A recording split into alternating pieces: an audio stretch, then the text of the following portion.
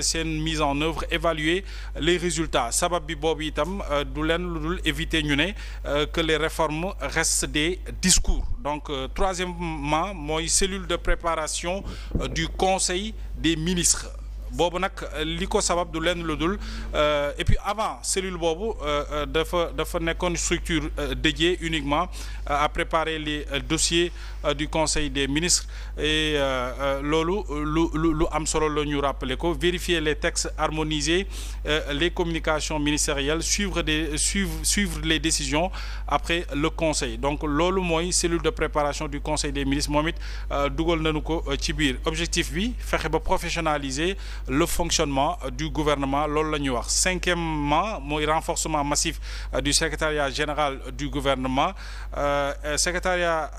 secrétariat général du gouvernement léegi dafay doon moteur bu am solo moteur juridique ak administratif dina gérer agenda législatif annuel contrôle juridique des décrets arrêtés avant publication les liens avec l'Assemblée nationale le Conseil constitutionnel la Cour suprême la préparation des lois ordonnances décrets arbitrage etc donc lii yëpp ma lim boo ko dajalee ca primature lañu ko léegi dëxëñ laaj bi samp mooy est-ce que évidemment mën nañu wax ne on a désormais un premier ministre super fort. waaw Mohamed en tout cas c'est li ma mën a wax rek mooy c'est véritablement on a l'impression que nous sommes devant une architecture bureaucratique hypertrophiée quoi. maanaam li ñu dajale ci primature bëri na bëri bu nga xam ne jaaxal na ma mais xam nga man li ma ci jaaxal mooy.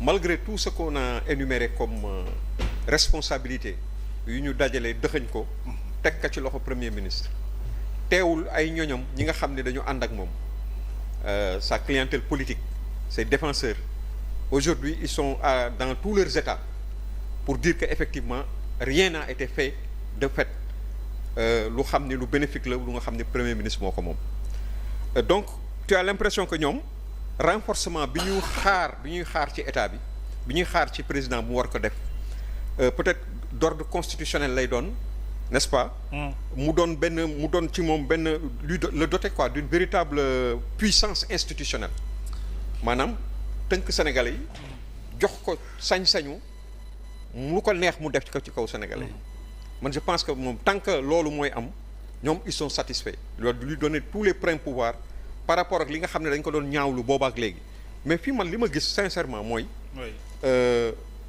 est-ce que lii sax efficacité am na parce que li ñuy wax yépp amoon na mais problème bi mooy est-ce que du de manière allégée la amoon bu nga xam ni du doon loo xam ni dafay nekk lu budgétivore loo xam ni dafay mën a indi ay gàllankoor ci parce que tamit bu nekkee ci situation de crise boo xam ni financière ñu ngi wax ni dëkk bi amul xaalis ay nangam ak nangam nga gis ñu lay wax nan la tey ki nga xam ne mooy toogee place su directeur de cabinet premier ministre rek. oui daanaka darajay ministre la yore.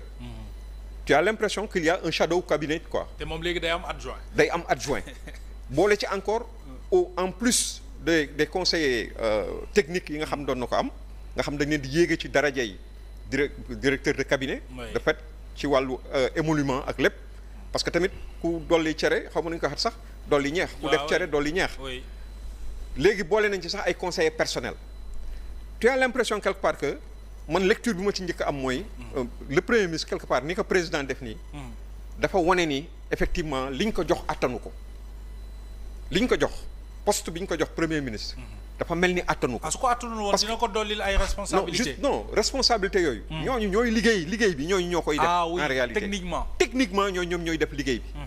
donc ça montre que ici il y a quelque part il y a problème. n'est-ce pas. mais donc man loolu yëpp vraiment lu ma jaaxal la quoi xam nga loolu yëpp ci xaalis ci koom.